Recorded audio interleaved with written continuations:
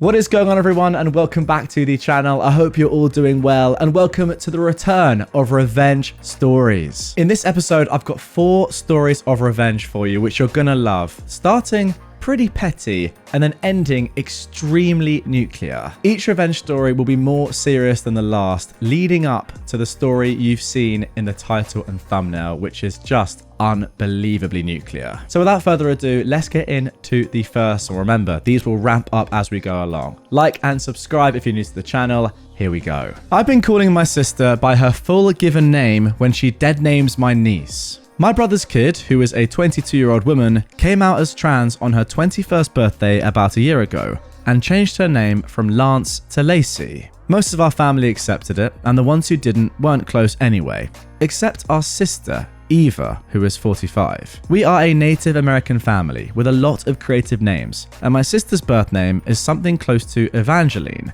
but she decided to go by Eva after a white kid said her name was rezzed out, i.e. a low-class or stereotypical name from an Indian reservation. She's insisted on Eva for about 35 years, and we all obliged. Now, she's regularly been calling my trans niece by her dead name Lance since she came out as trans, so I started calling her Evangeline, which she hates. The whole family caught on and have only been referring to her as Evangeline for about a year now, and she is furious every time she comes to family events. Recently, she's been calling me by my full first name to bother me. My first name is a portmanteau hyphenation of my mum's 4 sisters' names. Something like Alexiana Dorotheke, but wackier, wow. People have always called me AD or Lexi, or my brothers called me Dodo since he was a kid. I love my full first names, but it's cumbersome to use an 8-syllable name regularly. Well, my full name caught on with family and friends. Just to spite Evangeline, we have all reverted back to our full names instead of nicknames. Our dad is no longer Frank, he's Franklin. Our mum no longer Roz, she is Rosalind. Brother no longer Nate, he's Nathaniel. My sister-in-law is no longer Kate, she's Catherine, etc. This has truly driven Evangeline away, which was the plan in the first place. Lacey makes for better company, so good riddance to one trashy sister. You know what? I just despise people like this. Coming out as trans is probably one of the most courageous things you can possibly do, and it must be an extremely difficult thing for somebody to do, made even worse by people like this, who just don't accept it clearly at all, and still sadly use their dead name to probably make them question whether they even should have come out in the first place. I mean, the only thing that Lacey can do is just ignore Eva as much as she can. And I think, to be fair, OP, with your help and the rest of the families, she has been able to do this, but it's just so ignorant, right? Eva knows what she's doing here. There's no doubt about it. The fact of the matter is, she clearly has an issue that Lacey's name has changed, but then she didn't have an issue calling other family members by their nicknames. Ugh, just a disgraceful person. I hope you disown her. Right, let's step things up a bit. Our next story is some phenomenal escalating revenge. Should have just let me walk away with my share. All you had to do was let me walk away. For some background, I am a practicing internal medicine physician and formerly a 50% owner in what was once a fairly successful med spa with 4 locations.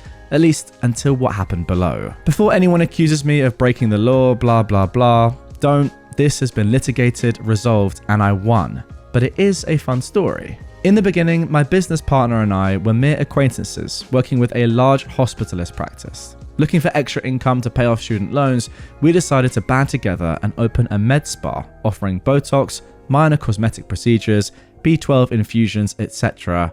And it was a huge hit, big enough for us to go full-time and expand. This lasted around 7 years. Beginnings of problems. My partner decides that his wife isn't enough for him and begins to step out on her. Now, this is none of my business. However, it does become my business when you embezzle money to pay for your sugar baby's gifts from our business account. Fast forward a few years, and I've sat on this information because business overall was too good to walk away from.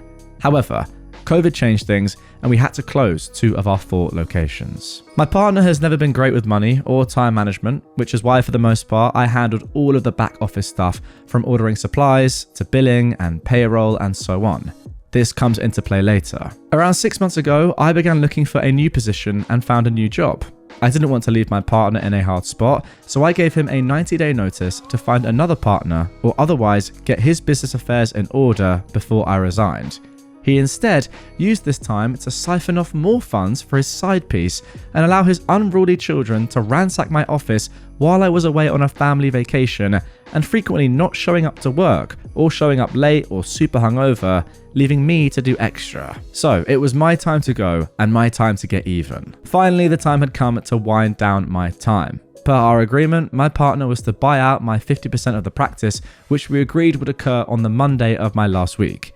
Basically, I'd take 50% of our liquid assets as a bank transfer. Monday, upon checking the bank account, I'd been locked out, and upon regaining access, I found that $30,000 of my half had been moved to an account I did not have access to. I had it, and I spent the next few days plotting my revenge. Remember those back office things that I handled above? Well, all of those documents, processes, order forms, etc., they're all shared on our shared office hard drive and are absolutely vital to the practice and are way too much work for my partner to do himself in a short time. I just so happened to buy an identical model and take the original hard drive home with me. Upon plugging the hard drive in, I found a backup of his calendar, pictures and emails between him and his mistress, which I forwarded to his wife. The following day, I ran a full-page ad in the local paper announcing a special holiday deal on our services, which we'd planned. Lastly, I hired some college students to write a slew of bad reviews on Google and Yelp to tank the overall ratings. The aftermath. The week after my departure, the clinic was insanely busy and quickly ran out of supplies. Since the order forms, etc. were gone, he had to turn away new and long-standing clients. My partner sued for the documents, and I countersued for the $30,000 he owed me. We settled by exchanging the two. I've since heard that his wife divorced him, his mistress left him, and subsequently he has filed for bankruptcy as the clinic never recovered and his wife cleaned him out. I, on the other hand, really like my new job. Well, this is an absolute masterpiece, and yeah, he deserves it. He absolutely deserves the destruction that you've put upon him and the fact that probably his life is pretty ruined right now. It's just weird because your lives were going so well. Your relationship was so good, right, as business partners, and you were growing this great business. Even through COVID, managing to keep half of your sites open as a new business is extremely impressive. I mean, most businesses definitely would have just completely gone under there, but you managed to keep 2 out of 4 locations open. But no, apparently that wasn't enough. I've got to embezzle loads of money to pay off my new women that I'm chasing, and then some other stuff as well. You know, even your partner who you've grown this business with, you're willing to just hide money from, take money away from them. Yeah, disgusting. And once again, very, very deserve revenge. Okay then, let's step things up once again. Now it's time for some serious stuff. This is r/prorevenge. Do not scheme people and talk about it in another language. They might understand it. I am a Serbian who moved to America to work for 4 years. I was in a smaller IT company, around 20 people, and I was highly regarded by the owners. There were 2 of them. Sometimes I represented them in meetings, mostly when showcasing the company's services and so on. One day, while on a break, I overheard one of the owners mentioning they had a meeting with a Serbian company and they would like me to accompany them in case there were any communication issues. I agreed. During the meeting, we forgot to mention that I was Serbian. I was introduced as an assistant, so I didn't feel the need to introduce myself. When we presented our services, they started speaking in Stravakai. Apologies if I pronounced that wrong. A Serbian slang where words are twisted. Probably thinking that if anyone had learned Serbian, they wouldn't be able to understand them. I understood every word. They were attempting to deceive the company, and it was evident we weren't their first or last target. I wrote down a few things they said, translated them, and showed one of the owners the translation. After the meeting, they asked if I was sure, and I confirmed. Due to some procedures, we had to meet one more time, but with permission, I said, "Raz milisemo o vasem predlogu," which, by the way, translates as, "We will think about your proposal." They just froze for a second. Face white and open-mouthed, they looked at each other and tried to stay cool, but you could hear in their voices they knew they screwed up. We didn't sign anything with that company. I don't know how many times over the course of my channel's history I've seen stories similar to this. I don't know what it is with idiotic people that just don't think that other people could potentially speak their language. Like, surely the fact that you are speaking your language in the country you're in tells you that there could be other people in the country you're in also speaking the same language. I mean, why even risk this? Why try and talk behind people's backs who you're trying to get money off or, do business with in a situation like this? If you're going to try and scheme someone, and probably don't do it, but if you're going to try, probably don't speak about scheming them to their face. Just insane. Ultimately, they've lost a lot of money. And yes, what they were doing was terrible anyway, but they could have at least made some money from it. So for them, personally, their idiotic screw up just cost them tens of thousands of dollars probably. What I do hope is that you got a big pay rise or at least a promotion, because you've saved the company. Now, we don't know how much money it was, but you've saved the company probably a heck of a lot of money just from this one thing and being in that meeting. And also sticking your neck out and telling your bosses, look, I know this is weird, but this is literally what's happening right now. I'm 100% confident on it. How much money might you have saved them? I mean, we have no idea. But yeah, I hope you got a bonus at least. Okay, now that is going to do it for the, let's be honest, sort of safe, gentle stuff off this episode. The next story is crazy. It comes from NuclearRevenge. As you can see by the title and the thumbnail, it is just mental. And yeah, I hope you're prepared for it. If you're not, then just be prepared. Now, before we get into it, I do just want to mention something. It's a bit of an announcement, actually. A lot of you have been commenting, and you've seen over the past couple of weeks or so on my channel that I've been posting pretty much only stories that are based on relationship drama, stories from r/relationship advice, r/relationship subreddits like that. And the reason for that is because I've just been loving those sort of posts and stories at the moment. They come from, best of Redditor updates, that sort of stuff. So there's always conclusions. There's always a lot of drama, which I like, and you guys seem to be liking as well. And that is the reason why I'm covering a lot of them. Now, as you can see in this episode, we're back on a more normal standard subreddit for my channel, prorevenge and revenge subreddits. But I'm really enjoying the relationship stuff at the moment. So for that reason, I don't want to completely inundate you all with solely relationship drama content. So what I've done to appease myself and those of you that really like the drama stuff is I've made a new channel, Redditor Extra, where I'm going to be posting solely relationship drama stories, be that weddings, bridezillas, cheating, anything. I mean, you guys have seen over the past couple of weeks, these stories can have literally anything in them over on that channel. Now, I've already posted one entire video episode on that channel, and the reason why nobody has seen it yet, and I've not told anyone yet, is because I wanted to wait until, quite a long time into a normal episode of mine to tell you guys still listening and watching right now, the core audience about the channel. It's a bit of a secret, okay? So I only want the people that are really fans of my stuff to go over there and enjoy the channel. Don't tell people about it. Keep it to yourself. I'll leave a link to it, not even in the description. It's just gonna, I'll leave it in the description, but a few lines down. And I'll also put it on the end screen as well. But yeah, don't go talking about it loads in the comments. I just want this to be for the core fans. All right. With that being said, hopefully people haven't heard that. But yeah, search for Redditor Extra or click the link at the end of this one. Now, let's get in to the fourth and final story of this episode. Make up rumors that I have CP and I'm a prostitute because I won't date you. Say goodbye to your new $150,000 car, and hello prison and a ruined life. So first of all, let's introduce the characters. Me, an 18-year-old male, unmedicated senior. Psycho incel, referred to as PI, a 16-year-old boy. So for backstory, I was the only gay kid in what felt like my entire small, deep southern town, and came out very young, so that identity kind of stuck.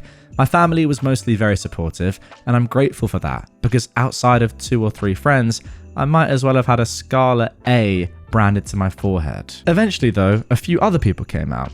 One being Psycho Incel, a very wealthy, spoiled, all-American entitled kid who drove a very, very expensive new car. Now when he first came out, it was to no one's surprise, but regardless, a mutual friend was worried it would be a hard time, and asked if I would befriend him and give him tips on how to get through it, etc. I of course said yes. Big mistake. Now by this time I didn't care what anyone thought, because the people who mattered had already made it apparent and vice versa. So I was pretty open about the fact that I was actively dating someone much, much older than me. I don't want to hear it, that's not the point of the story. It was a wonderful, healthy relationship that my conservative, traditional dad even supported, so shut up. Fair enough, no comments from me, not that I would comment anyway, respect. Now, after getting coffee with Psycho Incel and being friendly, he apparently developed feelings for me, and after he confessed, I gently told him I was seeing someone and that I was very happy. This was common knowledge in our gossip-ridden high school anyhow, and that was apparently not acceptable to him, and he went ballistic. In small towns, there are often what's known as junior-senior wars, where the two grades have a war of harmless, albeit annoying pranks. However, our school was not completely uncivilized, so there was a group chat for both grades to discuss rules, limits, such as no damaging, no hitting houses if someone expressed that they weren't participating, renting, etc. Well, in that group chat with over 1,000 kids, Psycho Incel thought it would be a great time to drop bombshell number 1. I had expressed that I was not participating, to not hit my house as it's rented, and so on and so forth. Cue Psycho Incel responding directly and saying, "What? You can't afford to buy it with all the money you've been making being a prostitute for your 50-year-old boyfriend?" I would like to say first off, my boyfriend was nowhere near that age. I saw red. I loved that man to death and felt a forehead vein practically hemorrhage. Safe to say, the rumour passed through the high school and the community. My coaches took me aside, our extra religious teachers tormented me more, and I was a pariah. Oh well, I had acceptance to a top university, my friends, my boyfriend, and my family. I was almost done. Then the next rumour dropped, and this is when I went nuclear. One day I got a call from my friend, and immediately I knew something was wrong. Apparently, little Psycho Incel had decided it was a good idea to lie and tell people that I had 1. Cheated on my boyfriend, 2. Made a video with the guy I cheated with, 3. It was with a junior, someone under 18, none of which was remotely true. Thankfully, he was very popular and very straight, and was also an obsession of Psycho Incels, and knew where it came from.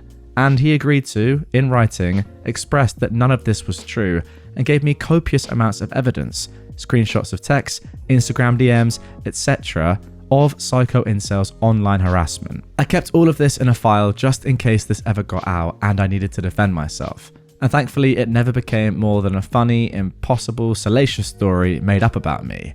However, it was too late for him, as I was already very mentally unstable, and this would have ruined everything I was riding on.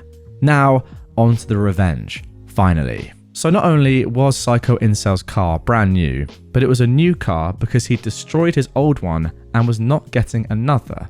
Love small town gossip, but also driving through someone's house is pretty conspicuous, lol. Now, I'll admit I did not come up with this. I read it in a fanfiction, but it actually worked out very well. The first thing I did was go to the furthest bait and tackle shop I could find, and I bought catfish bait. Now, if you don't fish, you might not know, but catfish love the stinkiest, smelliest bait you can find, and I bought a whole jar of the slop. I knew the parking lot of my school had no security or cameras because my car had already been vandalized. I did embrace the F word carved into my door with pride eventually. Well, I'm sorry to hear that. And then I got to work in the cold February morning. The first thing I did was hammer nails into 3 of his tires. Now, this wouldn't pop them immediately, but they would eventually each deflate at much more inconvenient places, and nails would look more accidental than if they were slashed. Then I took poison ivy and rubbed it all over the door handles of his car. Afterwards, I took a mix of gravel and Vaseline and spread it all over the windshield wipers, which would just scratch the heck out of it once he used them.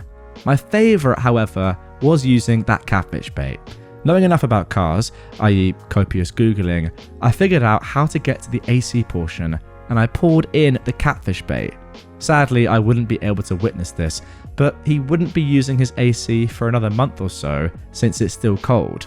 All that time for it to rot, fester, congeal, and the first day it's warm and he decides to blast AC, his car will be filled with the fumes of 1,000 rotten piles of roadkill and low tide without any idea where it's coming from or how to get rid of it. The next part of this story is honestly out of pure dumb luck, and I can't claim complete responsibility from the universe's work. However, I, being the obsessive paranoid type, would check his socials from a burner account now and again, perhaps hoping to hear about his fishy car or to see if he aired out more rumours about me. One day, I found something odd. Nothing. Every single social media was gone. Out of pure curiosity, I googled his name and found something very juicy and very crazy. He was arrested in an entirely different state for attempting to impersonate a government official and bring a gun into a theme park. Safe to say that didn't fly, but also it did not get enough traction as I would like.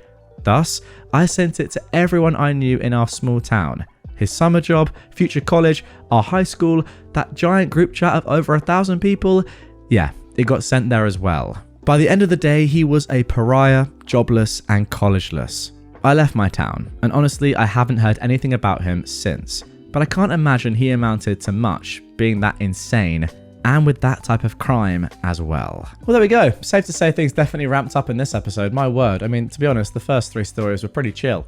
That last one, wow. Goodness me. I mean, it doesn't get much worse than accusing someone of having or creating CP. I mean, that is just revolting. And to be honest, I think you should go to prison for that. I mean, you have to be arrested for that.